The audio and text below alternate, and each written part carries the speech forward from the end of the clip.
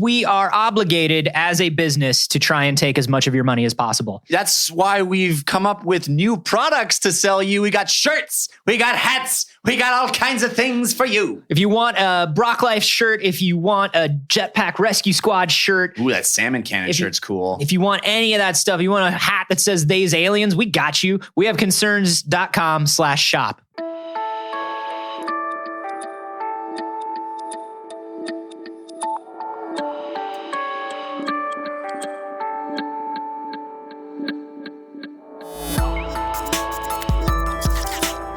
That's the slow motion explosion walk away. It really is. It's like, so incredibly cool. The like fucking esports, man. They fucking know. Esports. Damn. We have concerns. Hi, Jeff Canada. Hi, Anthony Carboni. Hello, fellow E-athletes and Jeff Canada. What? I'm an E-athlete. Are you? Well, you play that Heroes of the Storm. Baby. I'm gold. Gold, baby. And as far as I know, gold is the highest you can get because I watched the Olympics. Great. Yeah. I don't know anything about Heroes of the Storm, so good for you. Gold sounds like the best you can do, right? Yeah. So that's what I'm going to let you continue to believe. Congratulations. Thank you. I want to tell you about the best of intentions. A story about the best of intentions. This comes to us. Are you just going to read me Gift of the Magi? Yeah, is that not what you wanted? No, I actually really would love it if somebody read Gift of the Magi to me. I love Gift of the Magi. Get in your PJs, tuck in, and we'll get this thing done. That would be so wonderful, actually.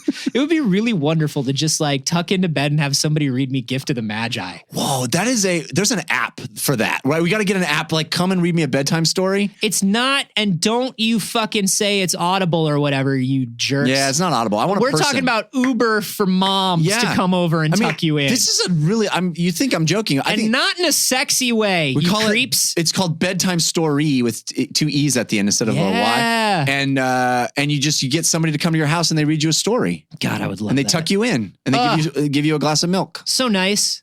So nice, except when you fall asleep, they're just in your home. Yeah, that's a hard part. That's weird. As an adult, that's weird. See yourself out, I guess. Yeah.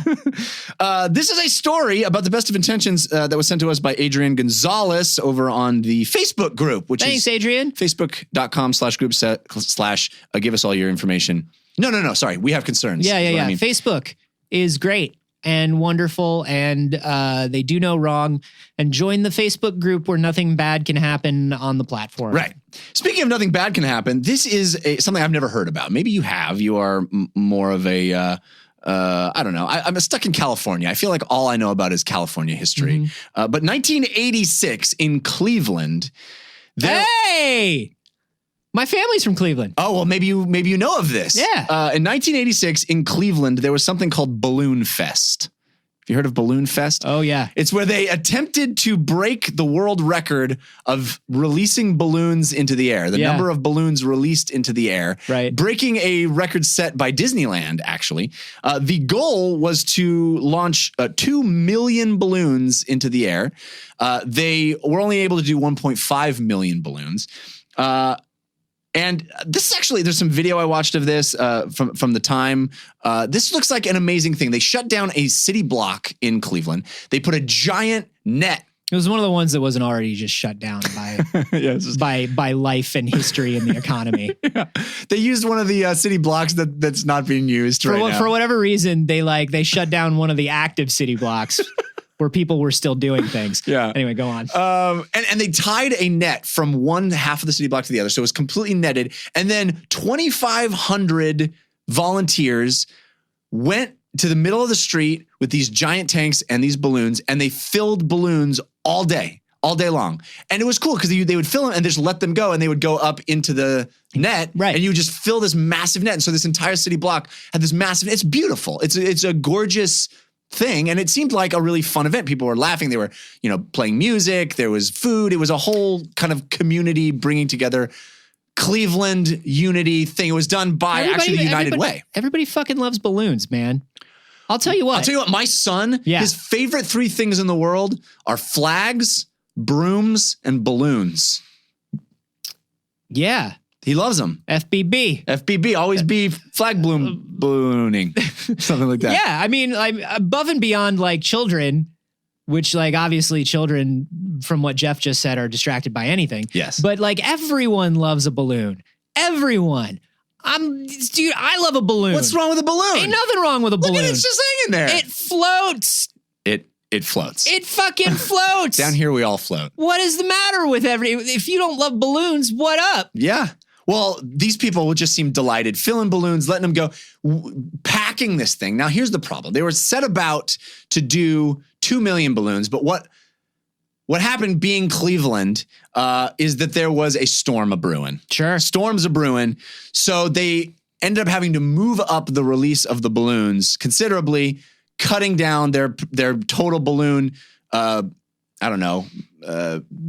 The number of balloons that they could release. Down to 1.5 million. Which, did that still beat the record? Still beat the record. Mm-hmm. Still beat the record. And they released the balloons. They had a big ceremony, everything, the big music, crescendo, pull the net, giant 1.5 million balloons released into the sky at once to cheers and much happiness. By the way, this was a fundraiser for the United Way. Right. It was really all positive. All positive. Here's the problem.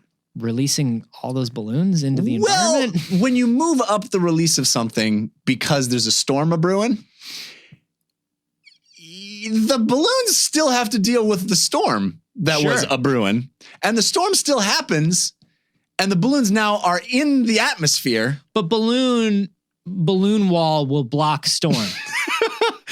You release balloon wall stop rain and storm. Because follow me here, balloon is layer underneath storm. That's exactly right. You're correct so far. The storm hit balloon, yes, but doesn't reach ground because balloon block. Well, here's the problem with that. Storm heavier than balloon. Storm push balloon down. No. Yes. Storm caused balloon. Surely not. Storm caused balloon not to make it all the way up into the sky.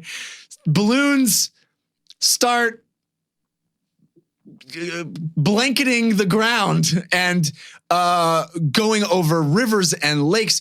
There were actually two hikers that were lost, or not hikers, they were fishermen. They were lost on the river, and there was a rescue team that was launching a helicopter to try to find them. Couldn't. Balloon layer. Because they were just covered in a balloon layer. Balloon layer. You can't. These guys were. How high is balloon layer? I mean, because if it's two fishermen in like a boat, like balloon layer, I mean, you're showing me balloons in the sky.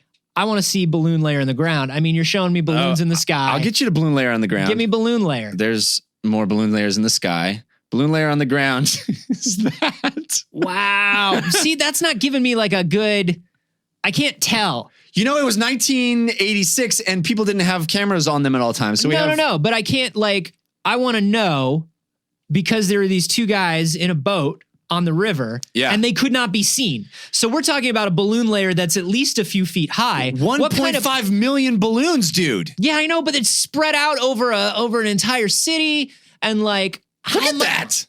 I don't know. Show me. Come here. Let me see that. That's a layer of balloons on the ground. No, that's you can't see. That's the balloons under the net, dude. Is this? Yeah. I thought that was on the ground. That's the canopy of balloons. Oh, you're right. Anyway. How high was this balloon thing where people are lost and they can't be seen? Well, they couldn't fly the helicopters through the balloons.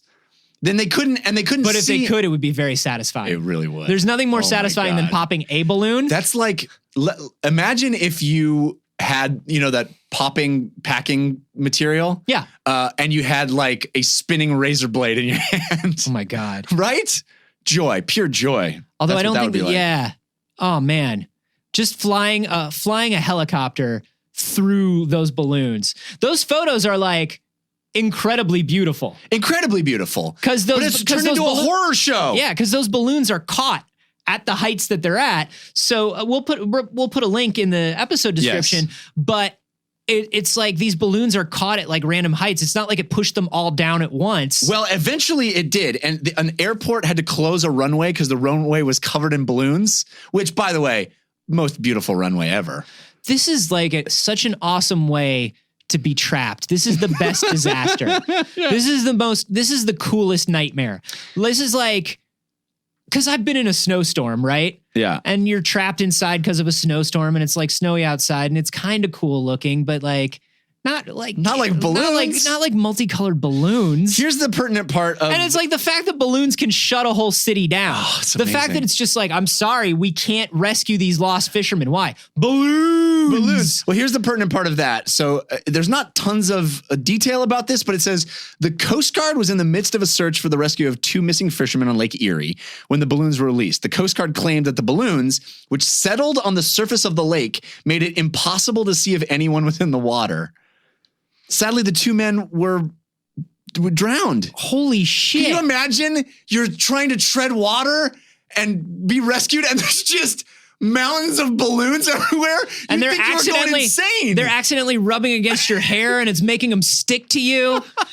And you're just like, the more you try to bat them away, the more static builds up and then you're just like, you're just covered in balloons. You're delighted, but you're going to die. But here's the other thing, man. Like, but you're giggling. Just grab onto balloon to float. Oh, but as you try to grab onto them, every balloon moves and there's no cohesive layer of balloon. This is like choose the form of the destructor. Exactly. Do you know what I mean? Well, like these guys. It was like if you had to choose how to die, if somebody came up to you and they were like, listen, you're gonna die. We're killing you. And it's like, well, can I get out of it? No, you absolutely cannot. But the one thing you can do is choose how you will die. Cost is no concern. All right. Not, like however you want to die is how we will kill you. I want to drown in a sea of balloons. No. I want to die by a massive orgasm. Shit, did I already say the balloon thing? We did, yeah. Massive orgasm. Nah, it's because we got the balloon. No.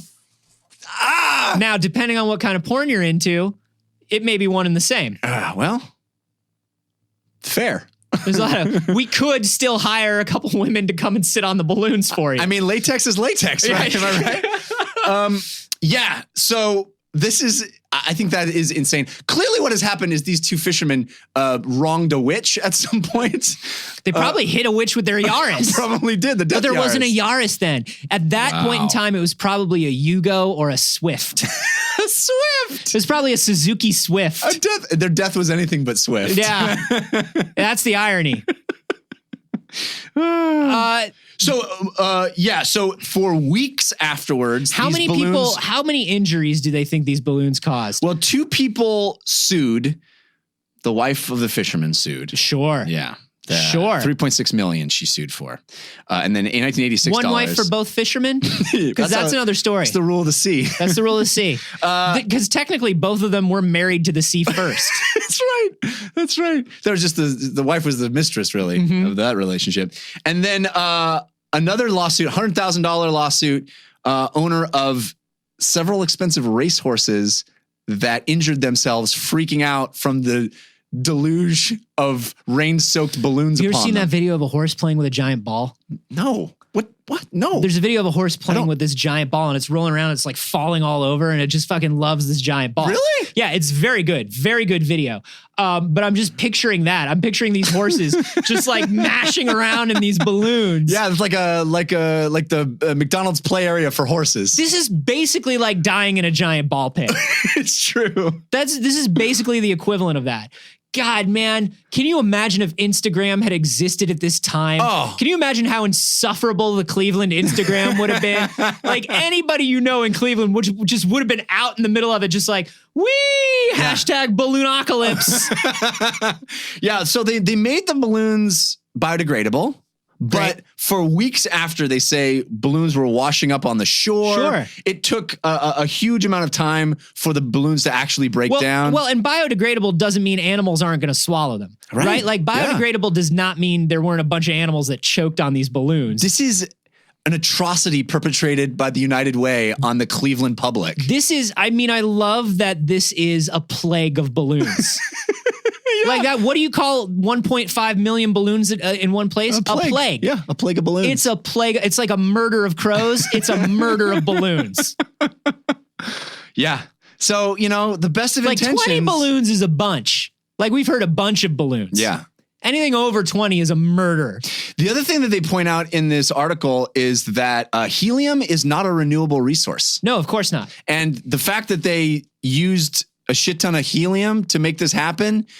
Basically just squandered helium in a... Yeah, okay. But that's like the 2018 writer looking back on it. Sure. In 1986, listen, in 1986, we thought everything was going to last forever. Right. In 1986, human beings were just like, we were just starting to think about the fact that like, we were cutting down trees very fast and trees grow very slow. No, we were just like, oh shit. Like in 1986, the EPA was the bad guy in Ghostbusters. Like that's where we were in terms. EPA. Yeah, fuck environmentalists. They call the late 80s the Gilded Helium Age, actually, because the helium flowed like water. Dirigibles, stage comedians using their chipmunk voices. Oh man. It was a golden age of helium. But also like helium, like you're saying now, is a medical supply. Like a certain amount of helium is needed to run MRI machines and things like so there's there's not enough left.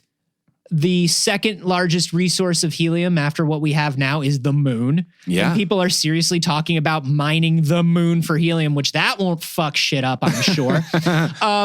But yeah, I mean, that's very much like the looking back, shame on you view of it. Yeah, it seems like a pretty low down on the list of things that went wrong on this day. Yeah. I mean, because honestly, if the United Way at that point in time is like, balloons for everyone, like we didn't even think about releasing balloons into the sky, right? Like that seems like, so that's the obvious one is now you tell kids not to let go of balloons. Right. When I was a kid, you told us not to let go of balloons because then you lose your balloon and I'm not getting you another one. Yeah. Now your kids like are told if you let go of your balloon and it floats away, dolphins die. A dolphin will die. Dolphin will die. It's a 1-to-1. Yep.